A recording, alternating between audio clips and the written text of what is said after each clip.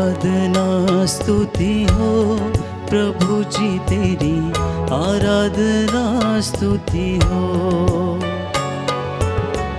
आराधना स्तुति हो यीशु जी तेरी, आराधना स्तुति हो। आराधना स्तुति हो प्रभु जी तेरी, आराधना स्तुति हो। आराधना स्तुति हो प्रभु जी तेरी, आराधना स्तुति हो। जीवन तू देने वाला, शांति तू देने वाला, जीवन तू देने वाला, शांति तू देने वाला, जीवन तू देने वाला, शांति तू देने वाला, जीवन तू देने वाला, शांति तू देने वाला। आराधना स्तुति हो प्रभु जी तेरी, आराधना स्तुति हो। आराधना स्तुति हो प्रभु जी तेरी, आराधना स्तुति हो।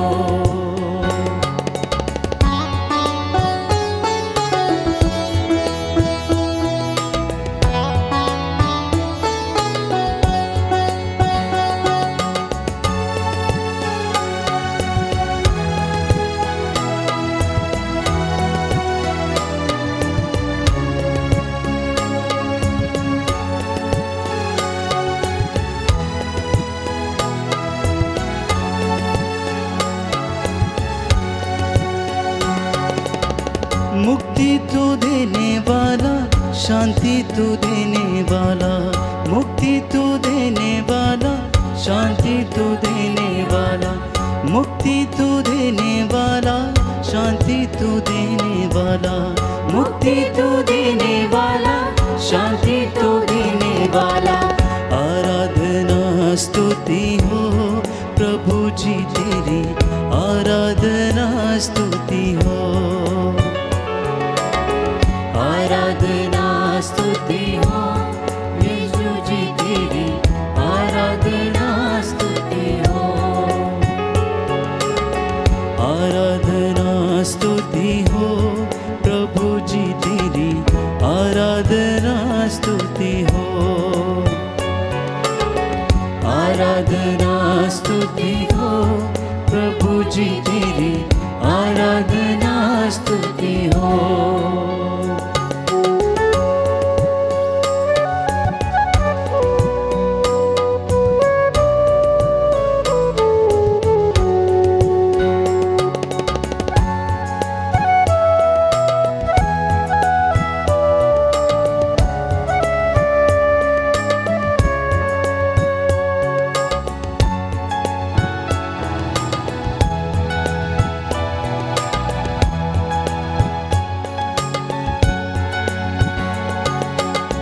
बंधन तो तोड़ने वाला, छुटकारा देने वाला, बंधन तो तोड़ने वाला, छुटकारा देने वाला, बंधन तो तोड़ने वाला, छुटकारा देने वाला, बंधन तो तोड़ने वाला, छुटकारा देने वाला।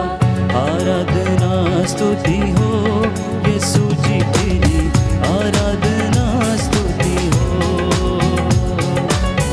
आराधना स्तुति हो यीशु जी तेरी, आराधना स्तुति हो।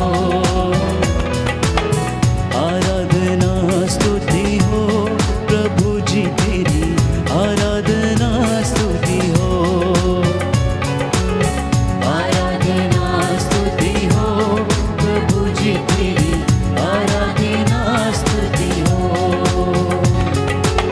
ज्योति तो देने वाला, अंधकार मिटाने वाला, ज्योति तो देने वाला, अंधकार मिटाने वाला, ज्योति तो देने वाला, अंधकार मिटाने वाला, ज्योति तो देने वाला, अंधकार मिटाने वाला। आराधना स्तुति हो प्रभु जी तेरी, आराधना स्तुति हो। आराधना स्तुति हो प्रभु जी तेरी,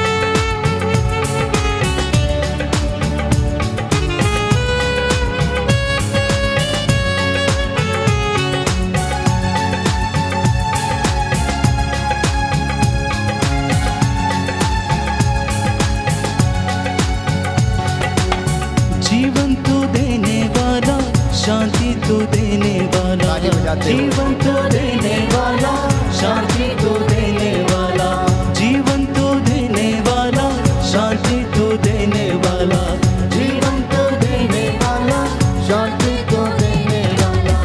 आराधना स्तुति हो यीशु जी तेरी आराधना स्तुति हो, हालेलुया। आराधना स्तुति हो यीशु जी तेरी आराधना स्तुति हो, आराधना स्तुति हो यीशु जी तेरी आराधना स्तुति हो,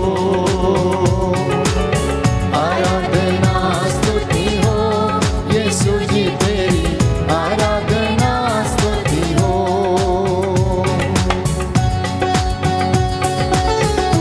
प्रभु की जीवित सामर्थ्यवान उपस्थिति में आप सभी का स्वागत है। प्रभु के अपार सामर्थ्य को महसूस करें। वो अपने जोरों जलाल में इस वेदी के ऊपर ऊंचे सिंहासन में इस पावन रोटी के रूप में विद्यमान है। प्यारे भाइयों और बहनों, आपका घर उसकी मामूरी से भरे, आपके जीवन उसकी महिमा से भर जाए। प्रभु आप लोगों को स्पर्श करे, आपको चंगाई प्रदान करे। यह सुंदर समा प्रभु ने हमें दिया कि हम उसकी गवाही दे सकें, उसका शुक्रिया अदा कर सकें और प्रभु हमें हमारे जीवन में संरक्षण प्रदान करे। इसलिए जोरदार ताली बजाते हुए प्रभु की महिमा करेंगे। मुक्ति तू देने वाला, शांति तू देने वाला, मुक्ति तो देने वाला, शांति तो देने वाला, मुक्ति तू देने वाला, शांति तू देने वाला, मुक्ति तो देने वाला, शांति तो देने वाला। आराधना स्तुति हो यीशु जी तेरी आराधना स्तुति हो। आमीन। धन्यवाद यीशु। आराधना स्तुति हो यीशु जी तेरी आराधना स्तुति हो, आराधना स्तुति हो यीशु जी तेरी आराधना स्तुति हो, आराधना स्तुति हो यीशु जी तेरी आराधना स्तुति हो।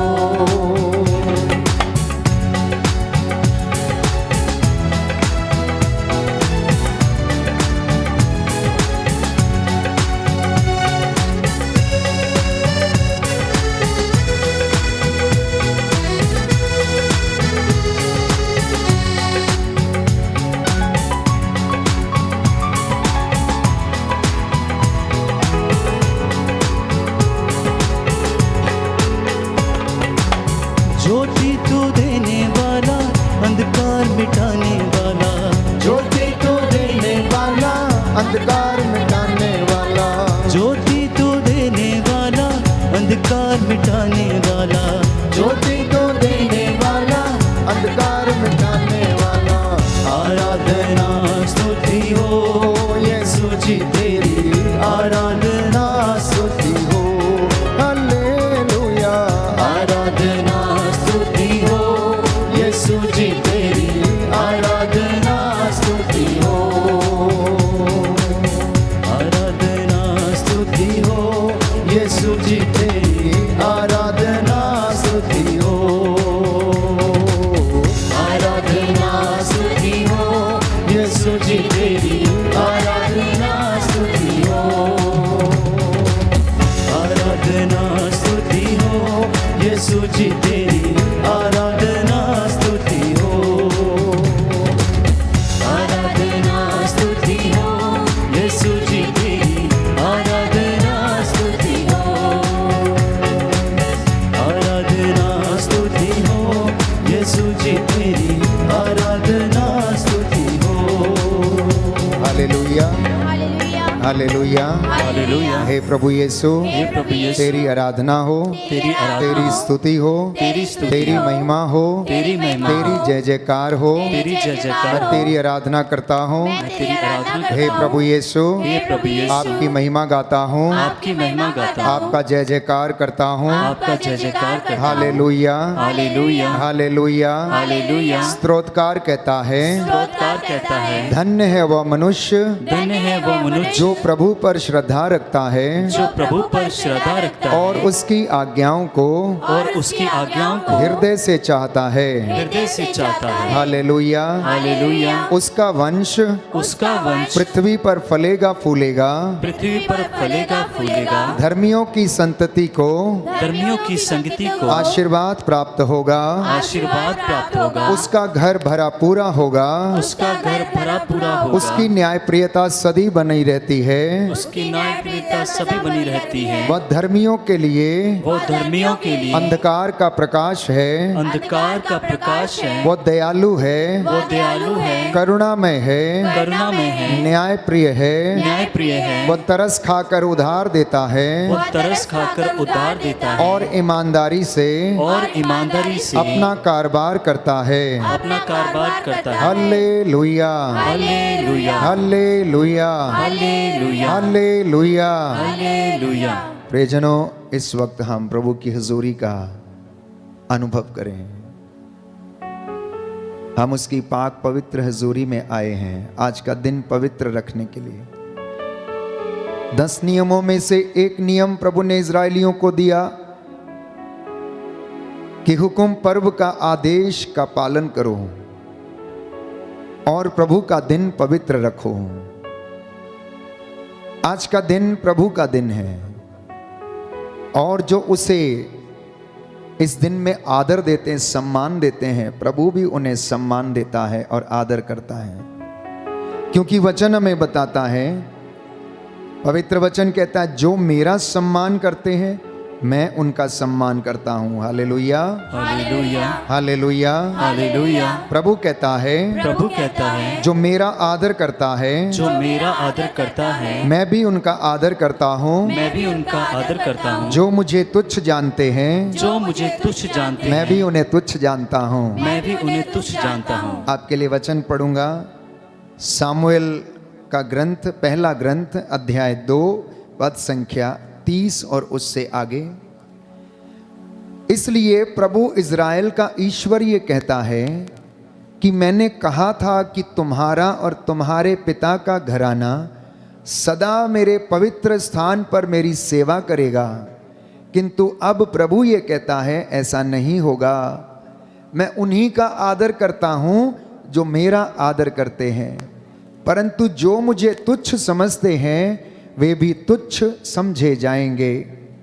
एक समय ऐसा आ जाएगा जब मैं तुम्हारी तथा तुम्हारे पिता के घराने की शक्ति समाप्त कर दूंगा और तुम्हारे घराने में कोई बूढ़ा नहीं रह जाएगा। Hallelujah, hallelujah. Hallelujah. Hallelujah. Yeshu की स्तुति हो। यीशु की स्तुति यीशु हो। को धन्यवाद। यीशु को धन्यवाद। हे प्रभु यीशु, हे प्रभु यीशु, इस वचन के द्वारा इस वचन के द्वारा मेरे जीवन में मेरे जीवन में उत्साह प्रदान कीजिए। उत्साह प्रदान कीजिए। हालेलुया। हालेलुया। प्रभु का वचन कहता है, प्रभु का वचन कहता है, सामुएल का पहला ग्रंथ, सामुएल का पहला ग्रंथ, अध्याय 2, अध्याय पद 2, संख्या 2, पद संख्या 2। प्रभु के जैसा कोई पावन नहीं, प्रभु के जैसा कोई पावन नहीं। हे प्रभु तुझे छोड़कर कोई और नहीं, हे प्रभु तुझे छोड़कर कोई और नहीं। हे हमारे ईश्वर, हे हमारे ईश्वर, तेरे जैसी कोई चट्टान नहीं है। तेरे जैसी कोई चट्टान नहीं है। Hallelujah, hallelujah. Hallelujah, hallelujah. Hallelujah. Hallelujah. Yeshu की स्तुति हो। यीशु की स्तुति यीशु हो। को धन्यवाद। यीशु को धन्यवाद। यीशु की आराधना हो। यीशु की आराधना हो। यीशु की महिमा हो। यीशु की महिमा हो। यीशु को धन्यवाद। यीशु को धन्यवाद। हालेलुया। हालेलुया। तो प्रियजनों, प्रभु का वचन आज ये बता रहा है कि जो मेरा आदर करते मैं उनका आदर करता हूँ। एली जो प्रभु की सेवा किया करता था, याजक था, उसने अपने बेटों को देखा लेकिन उनको डांटा नहीं, क्योंकि वे ईश्वर की आज्ञा का उल्लंघन कर रहे थे और हर अपवित्र काम कर रहे थे।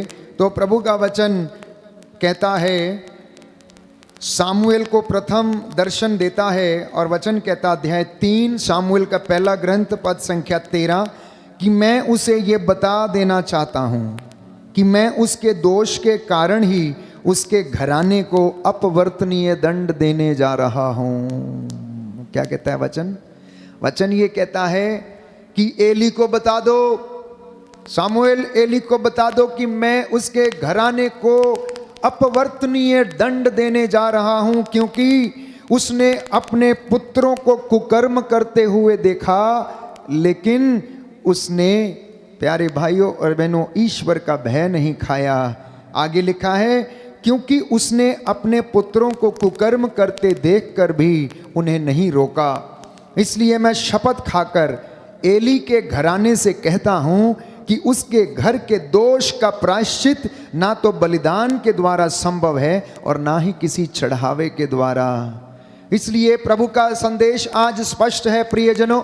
रविवार ये सत्संग में प्रभु हमसे, माता पिता से ये बात करना चाहता है, शिक्षा देना चाहता है कि अगर आप बेटे और बेटी को देखते हैं कि प्रभु के रास्ते पर नहीं चलते तो आप उन्हें फटकार लगाएं और उन्हें, प्यारे भाइयों और बहनों, प्रभु के वचन से आगाह कराएं, ताकि आपके ऊपर प्रभु के प्रकोप का, आप उसके कोप का भाजन ना बने। अन्यथा प्रभु कहता है, मैं घराने को दंड दूंगा, क्योंकि इन्होंने मेरी आज्ञाओं का पालन नहीं किया, इन्होंने मुझे तुच्छ जाना, अब देखो कि मैं भी इन्हें तुच्छ जानूंगा। आइए हम बंदगी करते हुए, प्रभु की स्तुति करते हुए इसकी महिमा गाएंगे। और इस वक्त हम आराधना और स्तुति में कुछ समय बिताने के बाद प्रभु का वचन सुनेंगे।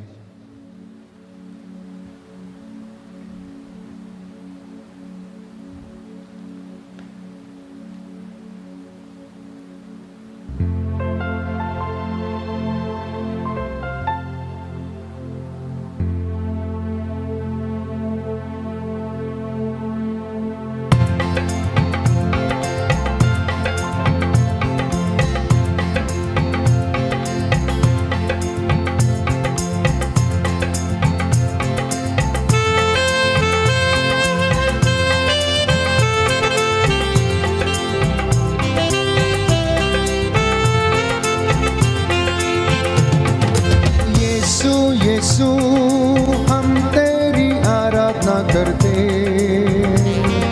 हम तेरी आराधना करते। ये बंदगी का समय है, ताली बजाते हुए यीशु यीशु हम तेरी आराधना करते, उत्साह के साथ हम तेरी आराधना करते।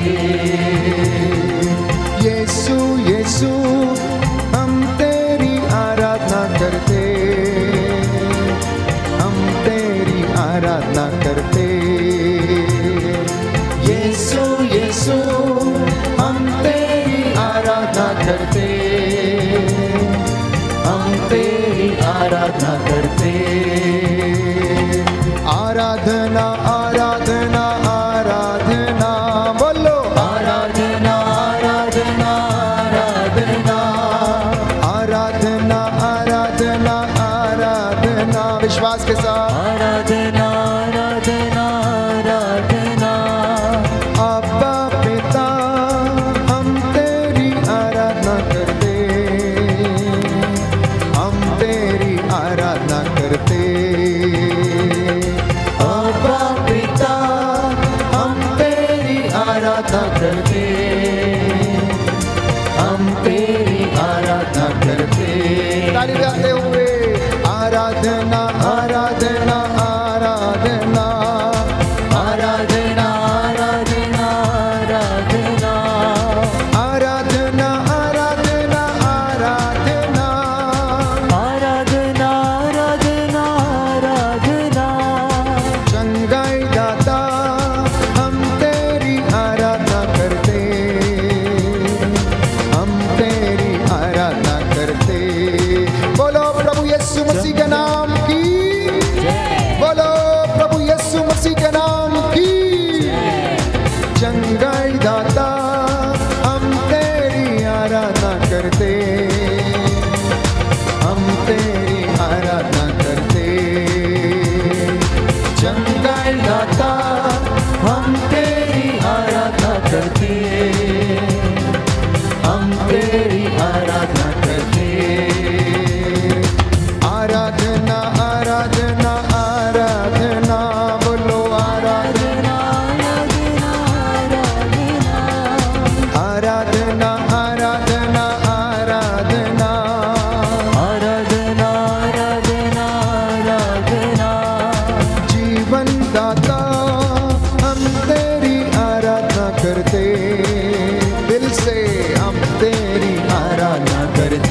आत्मा से भर के दाता हम तेरी आराधना करते, हम तेरी आराधना करते। छुटकारा दाता, छुटकारा दाता हम तेरी आराधना करते, हम तेरी आराधना करते। आराधना आराधना आराधना बोलो आराधना आमीन। आराधना आराधना आराधना आराधना आराधना आराधना आराधना। प्रेमी दाता हम तेरी आराधना करते, हम तेरी आराधना करते। प्रेमी दाता हम तेरी आराधना करते, थैंक यू जीसस। हम तेरी आराधना करते। धन्यवाद यीशु। प्रेमी दाता हम तेरी आराधना करते, हम तेरी आराधना करते। प्रेमी दाता हम तेरी आराधना करते, आत्मा से भर के तेरी आराधना करते। धन्यवाद प्रभु यीशु। जीवन दाता हम तेरी आराधना करते, हम तेरी आराधना करते। जीवन दाता हम तेरी आराधना करते, हम तेरी आराधना करते। आत्मा दाता, आत्मा दाता हम तेरी आराधना करते, यस प्रभु।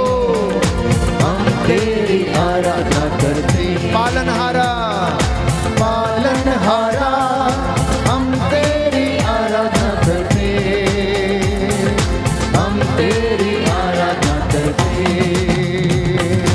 आराधना आराधना आराधना आराधना आराधना आराधना आराधना आराधना आराधना आराधना आराधना आराधना।